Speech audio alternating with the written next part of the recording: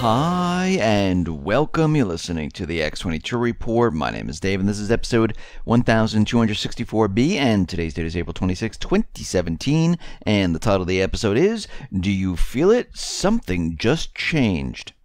Now, before I get started, I just want to make an announcement. I uploaded an interview with Mike Baloney. It is on the X22 Report Spotlight YouTube channel. So if you go over to YouTube and you type in X22 Report Spotlight, it will bring you to the video. Or you can come over to the X22Report.com site, scroll down a little bit, look over to your right-hand side. You'll see the video there, and you can play it right on the site. Or go to NewsSentinel.com. Same thing, scroll down a little bit, look over to your right-hand side, and you can play the video right on the site. Let's get into the economic collapse, political and geopolitical news. Now, a while back, Trump released an executive order where he was putting it out there saying that sanctuary cities, they will not get federal funding if they are housing illegal immigrants. And of course, a lot of the cities, a lot of the states, they're up in arms about this because this is a lot of money that is flowing into the cities. And a federal judge in San Francisco, well, he has just blocked Trump's executive order intended to withhold funding from communities that limit cooperation with the U.S. immigration authorities. The basis of the finding is that only Congress, not the president, has the authority to attach new conditions to federal spending. And he went on to say that the Constitution vests the spending powers in Congress, not the president, so the order cannot constitutionally place new conditions on federal funds. Federal funding that bears no meaningful relationship to immigration enforcement cannot be threatened merely because a jurisdiction chooses an immigration enforcement strategy of which the president disapproves. Now, this is coming from U.S. District Judge Williams Orrick. He's an Obama appointee. And he issued the temporary ruling moments ago after the San Francisco and Santa Clara County argued that it threatened billions of dollars in federal funding. And we can see that anything that has to do with immigration, stopping immigration, I'm talking about illegal immigration and housing the illegals in certain areas, well, this is going to be stopped by the deep state because this is part of their agenda to bring in the illegals. So as you can see, no matter what Trump does, this is going to be stopped. There's no point in even pushing this forward because you can see at this time that they're never going to abide by what he wants to do here, what the people want to do here, where the people want illegals stopped from coming into the country. And this has happened on the borders now because we can see that the Border Patrols there enacting and they're acting on the laws, and they have stopped about 70% of those illegals coming into the country. And this is without a wall. So we can see it does work, and there is a way to keep illegals out of the country. And if we look around the world, other countries that have borders, well, they do have the ability to stop illegals. If you allow them in, if they jump the wall, yeah, then it's a problem. And that's what Obama was doing. But we can see they're being stopped right now. Now, Trump did something very interesting. He signed an executive order to begin a review process of the national monuments designated by Obama and Bush. And this is according to the Secretary of the Interior. Now, according to the Secretary of the Interior, the review will feature monuments of 100,000 acres or more designated from January 1st, 1996, and advise the president of possible actions. The review will feature an estimation of about 20 to 40 national monuments and tens of millions of acres designated in the last 20 years. Now, this might seem strange to many people, but a lot of this land that is basically hands off, this is collateral for our debt with other countries. And it's not just the land itself. It's what's under the land. Maybe deposits of gold, maybe deposits of oil, or other type of minerals that are worth something. And we can see right now that Trump is looking at this, and it's very specific for the presidents of Clinton, Obama, and Bush. Now, the review would specifically address Obama's Bear Airs designation within 45 days in an interim review, with a final review scheduled for 120 days. Now, the Bears Airs Monument is 1.35 million acres, part of the over 553 million acres of land and sea designated as a monument during Obama's presidency. The Secretary of Interior also mentioned a review of the Grand Staircase Monument, which is 1.7 million acres, instituted by Clinton. Clinton added 5.7 million acres of land, while George W. Bush designated 214 million acres, which included acres of water. So we can see right now that he's reviewing all of this, trying to find out what was the reason they chose these specific areas. Most likely, what is under the ground? Is there gold? Is there silver? Is there oil? Is there any other type of deposits of why this land is so valuable and why it was being put up as collateral? So we're going to have to watch that very carefully, which is a very interesting move to do a whole review process. Now, yesterday we reported on Michael Flynn, on how he took like $45,000 for a speech that he gave, and he didn't declare this when he was being vetted. Now, Jason Chaffetz, he said the fault lay with former President Obama and not Trump, because he said it was Obama, his White House, that this would have fallen under, saying that he should have been vetted under the Obama administration. And he said, I don't think what happened here is really the fault of Trump. So this is a very interesting turn of events, and we'll have to see how this whole thing plays out. Is it really that important at this point in time? No, Michael Flynn is already gone already, and it really makes no difference. But they're continually bringing it up, and this is another indicator that as they continually bring this up, that Trump, maybe he's not part of the deep state, because if he's really part of the deep state, what would be the purpose of bringing all this up anymore? There wouldn't be any of this anymore. Now, something very interesting. A former member of the Obama administration claims Washington, D.C. often uses misleading news releases about climate data to influence public opinion. Former Energy Department Undersecretary Stephen Koonin said the bureaucrats within former President Obama's administration spun scientific data to manipulate public opinion. What you saw coming out of the press releases about climate data, climate analysis, was, I'd say, misleading, sometimes just wrong. Now, he pointed to a national climate assessment in 2014 showing hurricane activity has increased from 1980 as an illustration of how federal agencies fudged climate data. Koonin said the NCA's assessment was technically incorrect. What they forgot to tell you, and you don't know until you read all the way into the fine print, is that it actually decreased in the decades before that. Koonin is not the only one claiming wrongdoing.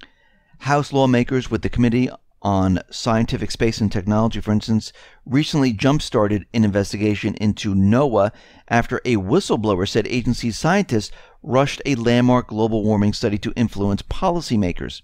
Now, of course, bureaucrats are manipulating climate data. The global warming industry is worth about $1.5 trillion.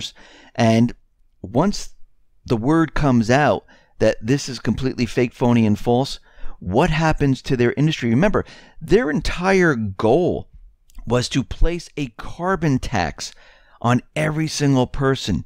They wanted to track the miles you drove to work, and they wanted to hook a carbon tax onto that. I mean, this was their ultimate goal, to make you feel so guilty that you would pay a tax to help the environment. And what we're seeing right now is that a lot of this information and a lot of what they've been telling us, which we kind of knew, is completely fake. And this is why Trump is out there saying that, yeah, global warming, completely fake. Yes, climate does change, but the people are not changing the climate. And what we're seeing right now is that there are more and more individuals coming forward. And I think as time goes on, and if the Trump administration and those people working behind the scenes to take out the central bankers, to take out the deep state, if they are able to do this, I think we're going to see so many different things come out out into the open, it's going to make people's heads spin, and they're going to be sitting there going, I can't believe we were tricked all these years and lied to all these years. Now, out in Afghanistan, we know that the United States, the central bankers, the deep state, they wanted Afghanistan, and they used 9/11 to get into Afghanistan, to convince the world that we needed to get in there to find bin Laden. And we know this was completely fake, phony, and false. And since we've been there, the CIA, intelligence agencies, they have been growing the poppy field. They've been distributing opium across the globe. They built a pipeline, and they use this as a strategic location. And they continually keep the war going, so the industrial war complex continually makes money. And we know that Trump, during his campaign, said he was going to be going after the Islamic State. He wanted to end these wars all over the globe here. And many people think, well, he's not really doing it because look what's happening in North Korea, look what's happening in Syria, and look what's happening in Afghanistan, because he dropped the mother of all bombs on the tunnels of the CIA where the Islamic State was hiding out, because this was an area where they can maneuver them in and out of Afghanistan, have them maneuver into Afghanistan, make everyone believe that the Islamic State is now making their moves into Afghanistan, move them out back into Syria. And this was some area where they were using all of these CIA tunnels for this type of operation.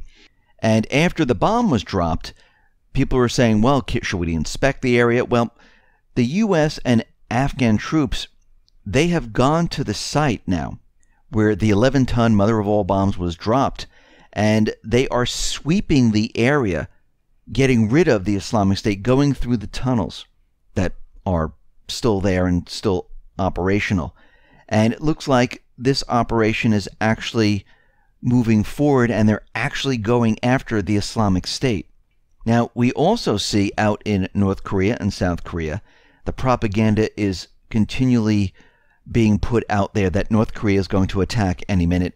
I saw a report that the Japanese citizen only has about 10 minutes to take cover before the missiles hit. I mean, this is how bad it is getting right now.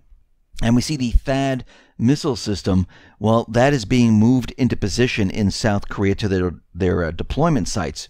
And we have protesters out there from South Korea saying, we don't want this missile system in our country, in this area. And they are protesting against it. And we can see there is problems in this area. But we know that the United States government central bankers, they are pushing the agenda to provoke North Korea. And this is coming from the deep state, the neocons, the central banks. One, because North Korea is cutting into the market with the intelligence agencies in regards to opium. And they need to get a war started to cover up everything that's going on. Because just like in 9/11, when the towers came down, that was a nice cover-up of the $10 trillion was missing and everything else. They're hoping that this war will just cover up everything, and the central bank will continually operate and everything will be fine, and they'll continually have control of what is going on here. So the deep state decided, in a warning to North Korea, to shoot off a missile system. And overnight, a Minuteman III ICBM was launched, and it flew to the Marshall Islands. And this was a provocation to North Korea to show, listen, this is what we can do. Now, this is not the first time they've done this. They've done it before, and they were showing China, Russia, look at our missile system, look how far it could reach. So don't do anything stupid. Now, none of these countries are doing anything stupid. I mean, this could just be a test, but we can see right now they are pushing the agenda. They want North Korea to react. That's the whole point of all of this. And we have a battle going on. We have those in the administration who are trying to stop the deep state. The deep state, they still have control of parts of different areas, and we see that they're still pushing their agenda. And what's very interesting is that we see these U.S. officers out there, U.S. admiral, generals, and they're saying North Korea is such a big threat that we need to up our missile system. We need to strengthen our missile defenses. Now, think about this for a second. North Korea, they haven't had a missile launch that actually went well. And they are so far behind Russia and China. And just a couple of months ago, Russia was the biggest threat. So we need to strengthen our missile defenses for North Korea, where they're still allegedly testing nuclear weapons underground, who can't get their missile systems to fly straight, that keep crashing or exploding, where they can't put a nuclear weapon on the top of the missile. And this is the biggest threat, and this is why the missile defense system has to be strengthened. Does this make any sense? Because just a couple of months ago, Russia was the biggest threat, and their missile systems, they actually fly. They actually have warheads that can obliterate a city. But now, because of North Korea, do you see there's something wrong here? Does this have to do something with the budget, where they want to do this to bring in and get more money for military expenses? It's starting to seem that way, because it makes no sense with their argument. Now, NATO is stepping up their reconnaissance missions near the Russian border. Of course, this is continually provoking Russia, and they haven't stopped doing this whatsoever. Even though Russia is out of the news right now, we see NATO and the deep state, they're still pushing their agenda in the Baltic states. Got to keep them scared. Got to keep all those countries afraid. In the meantime, they're working on Syria and North Korea. Now, the Libyan government, the UN-backed government, I should say, they are begging for help right now. And we know that Trump was out there saying that, listen, we're not helping you. I don't see a point of going into Libya. It means nothing to us. It only means something to the deep state, to the central bank, because they need this, because they need the dollar on the oil. Trump, he doesn't care. Why do we need to go into Libya? What does this do for the United States? Nothing. And I'm talking about the people of the United States. So right now they're begging for help, because what's happening right now is that Russia is teaming up with the tribes in Libya, trying to have them all work their problems out and trying to create a government outside of the UN-backed government. So who knows, maybe we'll see an event there. We see right now that the U.S., the Pentagon, is out there, and they're telling us how many Islamic State fighters they have killed. Now, in June 2014, around the time the Islamic State was making headlines across the world, the Wall Street Journal reported that the terror group had around 4,000 fighters in Iraq. In September of 2014, the CIA, well, they released their estimate because they created them. They know how many there are. They said there's about 20,000 and 31,500 fighters combined in both Iraq and Syria, including 15,000 who weren't even Islamic or even Syrian, for that matter, were also there. And they were all combined in the 31,500 number. Almost half were foreign fighters. So we can see right now they were just getting people anywhere they possibly can.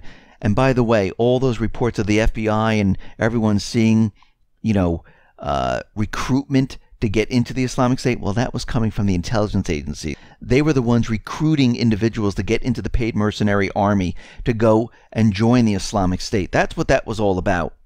And we see right now that 1 month before the CIA's estimates, the Syrian Observatory for Human Rights, well, they released an estimate of their own that placed the Islamic State membership well over 50,000 fighters in Syria, including 20,000 non-Syrians.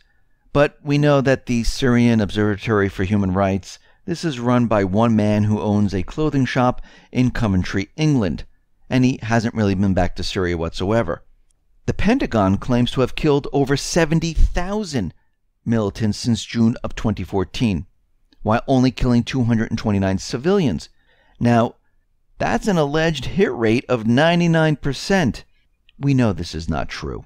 Now, what doesn't even make sense is, how did the Pentagon kill 70,000 Islamic State militants when there was only 31,500 that the CIA was reporting, 50,000 that the Syrian Observatory for Human Rights was reporting, but they were able to kill 70,000. All of this is completely fake, phony, and false. They're just putting out numbers. It's unbelievable. Now, the RAND Corporation, this think tank that, has been creating all of these problems because they're working with the deep state. They're saying if the Islamic State, if they are removed, terror is going to increase, because what's going to happen is the Islamic State is going to not be a caliphate anymore type of organization. They're going to resort to Al-Qaeda type of terror. And we all need to be afraid, and we're going to see terror all across the globe. Again, this is the deep state just putting out more propaganda to scare everyone. What's really happening right now is the Islamic State, they're dwindling. There's none left. And it's not because of the U.S. It's because of Russia and Syria and the Iraqi forces. We see Saudi Arabia getting very upset about Iran being in Syria. Lavrov, well, he just told them, listen, Syria invited Iran to help fight your terrorists. That's pretty much what he was saying. But he was saying that Syria invited Iran in, so you really can't say anything. And we can see right now that they're continually pushing the idea of chemical weapons. And right now, Lavrov is just saying, listen, just cut the BS already. Everything that's coming out of France, out of the United States, out of the Organization for Prohibition of Chemical Weapons, it's all BS right now. He pointed out something very interesting, that the OPCW has taken more than 4 months to analyze chemical samples from Aleppo, which would implicate the Syrian opposition forces in a war crime. But after the chemical weapon that was used in Khan Sheikhun, they only took 4 days. So he's saying this doesn't even make sense, because you took 4 days with that attack, but you're having problems, and you didn't even go to the site, and you're having problems with the Aleppo chemical weapon attack, which is going to point to the Syrian opposition. So you can see what's happening right here. They know that's going to point to the Syrian opposition. They know it's going to be pointing to the terrorists, and they don't want to release that because it doesn't fit their agenda. And their agenda is all wrapped up in getting Assad. That's what this is all about. But the Islamic State is pretty much done. The terrorist groups are pretty much done. And we can see that Russia, they are withdrawing half of its fighter jet group because they're saying right now that, listen, the Islamic State is finished. We don't need as many jets in Syria anymore, because we can see right now that the terrorist groups, they are dwindling to absolutely nothing. And that is true. Now, the Syrian Air Force, they eradicated 2 Free Syrian Army commanders in northern Syria, and we can see that things are rapidly deteriorating for the Syrian opposition, for the terrorist groups, and the deep state. They are losing very, very quickly. Now, Trump gave us another indicator, and it's very, very interesting.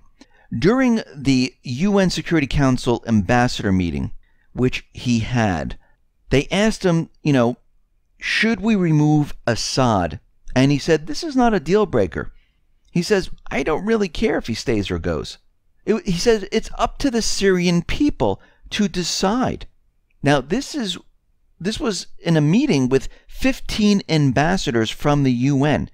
So he's back to his original story saying, my mission is not to get Assad. It's to get the Islamic State. Let the people of Syria decide who should be their leader. This is very interesting. Now, during the same meeting, UN Ambassador Nikki Haley was sitting right next to Trump, and he was up there saying, I want to thank Ambassador Nikki Haley for her outstanding leadership. And remember, Nikki Haley was a never-Trumper.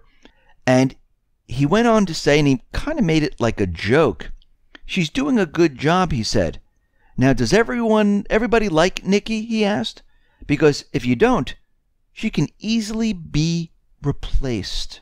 So, is it a joke, or is there some truth to the comment? I don't think he was actually making a joke. I think he was telling everyone that these people can be replaced. Nikki Haley can be replaced. Steven Mnuchin can be replaced. Tillerson can be replaced. Basically what he's saying, the deep state individuals, they all can be replaced. Think about what is happening right now. We're getting more indicators, and he's already showing that he's not going into Syria right now. He's letting the people decide if Assad should stay or go. Now remember, we're looking at certain indicators. June 1st is when Mike Cernovich said there's going to be 150,000 troops going into Syria. Now I would think it would be August 1st, because this is when Congress goes on vacation, and this is where the deep state likes to make their move. But we can look at the date of June 1st. If that does pass, then it would be August 1st. And if that does pass, then that was complete propaganda. And we can see none of the other things that they've been talking about actually came true. So we're going to keep looking at these indicators to see if Trump is part of the deep state or if he's part of the others who are trying to remove the central bank, the deep state, and the neocons. Listen, everyone, thanks a lot for listening. Be well, be safe, and especially be prepared. Thanks a lot.